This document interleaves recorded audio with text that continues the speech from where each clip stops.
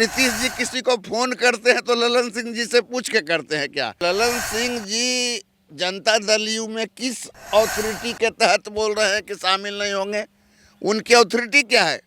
उनकी निष्ठा नीतीश जी से कहीं ज्यादा नरेंद्र मोदी की तरफ है। तो ललन सिंह जी आबेल मुझे मार ऐसा नहीं करेंगे, इसलिए वो इस तरह की बात कर रहे हैं। आरसीपी सिंह और नीतीश की जोड़ी ने उस समय धमाल मचाया था। नीतीश कुमार के बारे में जो कहा कि छाती तोड़ दूंगा।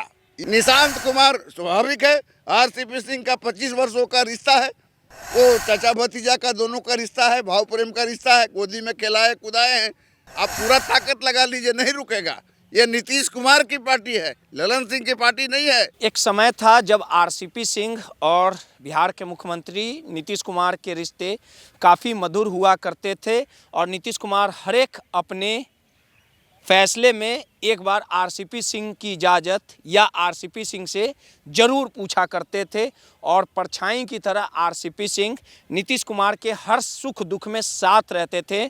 समय बदला, आरसीपी सिंह और नीतीश कुमार की राहें अलग हुई, लेकिन फिर से आरसीपी सिंह के जेडीयू में वापसी को लेके जो संकेत मिल रहे हैं, जिस प्रकार से राजनीति सियासी गलियारों में इस तरह की बातें चल रही है, इसी को लेके अब आरसीपी सिंह ने विगत कुछ दिनों पूर्व कहा था कि नीतीश कुमार के उनके रिश्ते 2500 वर्ष पुराने हैं और वो उनसे अलग कब हुए थे।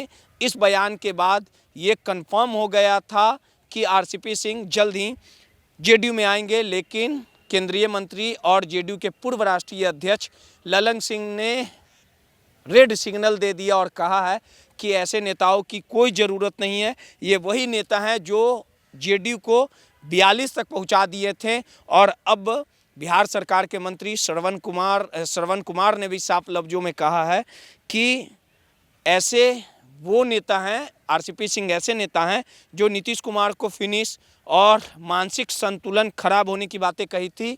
आखिर आरसीपी सिंह की वापसी जेडीयू में हो पाएगी कि नहीं हो पाएगी, ललन सिंह और श्रवण कुमार उन्हें रोक पाएंगे कि नहीं पाएंगे, इन तमाम मुद्दों पे बात करने के लिए हमारे साथ वरिष्ठ पत्रकार संजय वर्मा जी। आपको पता होगा कि जहानाबाद के पूर्व सांसद अरुण कुमार के वापसी को लेकर भी इस तरह के माहौल बना था, लेकिन आखिरकार अरुण कुमार उनके बेटे ने सदस्यता ली। संजय जी किधर का बयार चलेगा? वाकई में ललन सिंह और श्रवण कुमार रोक पाएंगे आरसीपी सिंह को? अंदर में जो चल रहा है वो क्या चल रहा है और क्या कुछ मैप तैयार है, रोड मैप?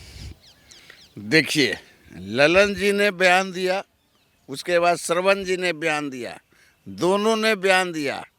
दोनों के बयान में वो बातों का उल्लेख किया गया जो आरसीपी सिंह अलग होने के बाद जो आम तौर पर एक नेता का रिएक्शन होता है।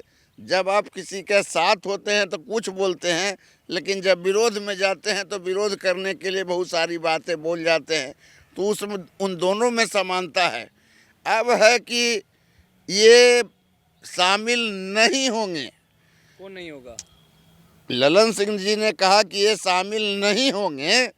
तो ललन सिंह जी जनता दल यू में किस अथॉरिटी के तहत बोल रहे हैं कि शामिल नहीं होंगे? उनकी अथॉरिटी क्या है? वो एमपी हैं, सीनियर नेता हैं और साथ साथ केंद्र में मंत्री हैं। जग जाहिर है कि उनकी निष्ठा किधर है?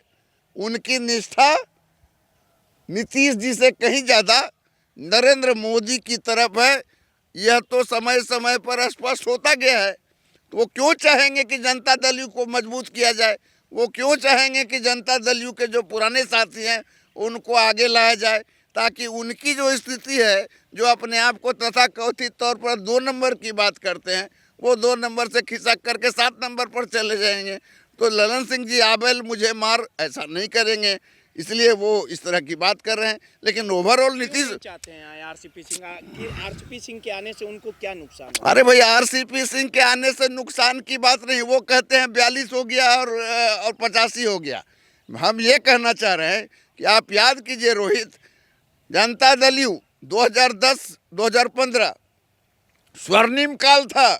उस समय ललन सिंह जी कहाँ थे बताइए आप?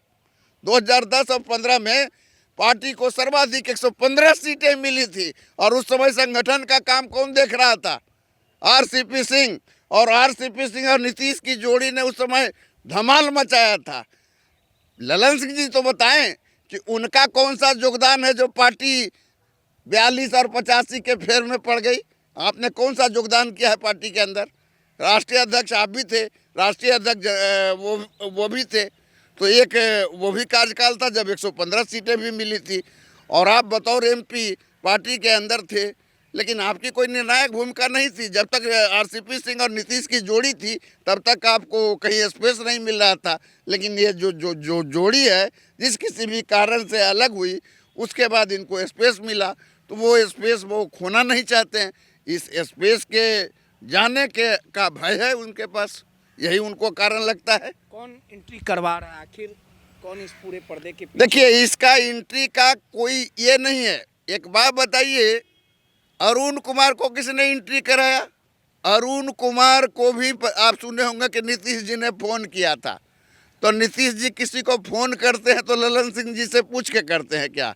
किसी को पार्टी में एंट्री करते हैं तो ललन सिंह से पूछ के करते हैं क्या? अरुण सिंह का भी विरोध किया था ललन सिंह ने, एक नहीं 1000 बार, 1000 विरोध के बावजूद। ये वही अरुण सिंह हैं जो समता पार्टी के निर्माण काल से लगातार नीतीश कुमार के साथ थे।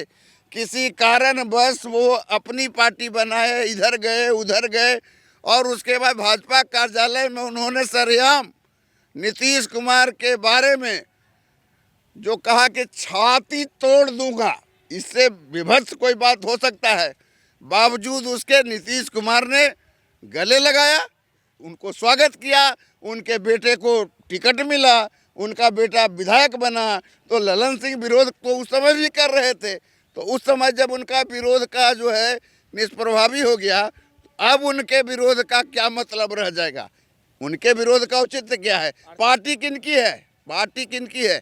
पार्टी नीतीश कुमार की है ना जी। समता पार्टी किसने बनाया? नीतीश कुमार ने बनाया। निशांत कुमार स्वाभाविक है, आरसीपी सिंह का 25 वर्षों का रिश्ता है, वो चाचा भतीजा का दोनों का रिश्ता है, भाव प्रेम का रिश्ता है, गोदी में खिलाए कुदाए हैं। वो निशांत भी चाहते हैं कि पुराने लोगों को पार्टी के अंदर लाया जाए। वो एक जो मौका आया, जिस मौके में जो कहते हैं आप लोग की कुर्मी जाति, तो जो कुर्मी जाति का भी दबाव है नालंदा के। आरसीपी सिंह को आने से कोई नहीं। आप कैसे रोकेंगे? पार्टी उनकी है, पार्टी लवकुश से जानी जाती है, नॉट की जो है सो ये भूमियार और ब्राह्मण के नाम से जानी जाती है। पार्टी का मतलब ये होता है, जनता दल यू का मतलब वही होता है लवकुश की पार्टी। तो ये लवकुश की पार्टी में निर्णय कौन लेगा? नीतीश कुमार न लेगा जी। रोक नहीं पाएंगे। कैसे रोकिएगा? आप नहीं रोक पाइएगा, आप पूरा ताकत लगा लीजिए, नहीं रुकेगा। ये नीतीश कुमार की पार्टी है, ललन सिंह की पार्टी नहीं है। और ललन सिंह कोई जो है सो मतलब कहिए कि वो हेडमास्टर साहब नहीं है, निर्णय लेंगे, निर्णय तो नीतीश कुमार जी लेंगे। जल्दी बिल्कुल शुभ मुहूर्त देख करके आने वाले 10-15 दिनों में आरसीपी सिंह पार्टी गाजे बाजे के साथ और भव्य समारोह में उनका ज्वाइनिंग होगा, और उस ज्वाइनिंग में तमाम जनता दल यू के लोग उनका स्वागत करने के लिए खड़े रहेंगे। और जो मार्च में जो पार्टी की जो राष्ट्रीय कार्य समिति की बैठक होनी है, जिसमें संगठनात्मक चुनाव होना है, उस संगठन चुनाव में आपको दिखेगा कि जनता दल यू का जो है रीस्ट्रक्चर ढांचा नीतीश कुमार तैयार करना चाहते हैं। क्योंकि उनको पता है कि जब 42 की सीट थी हमारे पास तब हम बहुत ज़्यादा मजबूत थे, लेकिन आज 85 सीट है मेरे पास, लेकिन भाजपा के अनुपात में आज हम दबने की स्थिति में हैं। तो पार्टी के अंदर क्या लोग कर रहे हैं, छिप करके या आस्तीन का सांप बन के या किसी पार्टी का स्लीपर सेल बन के, ऐसा नहीं है कि नीतीश कुमार इन सब चीज़ों पर बारीकी से देख रहे हैं। और बहुत जल्द जनता दल यू की मजबूती के लिए व्यापक के संगठन में फेरबदल होगा। राष्ट्रीय कार्यकारी अध्यक्ष से लेकर तमाम जो पद हैं, वो तमाम पदों पर नए लोग, निष्ठावान लोग, समता पार्टी के लोग बिठाए जाएंगे। चलिए, सीधे तौर पे जल्द ही आरसीपी सिंह की एंट्री होने वाली है।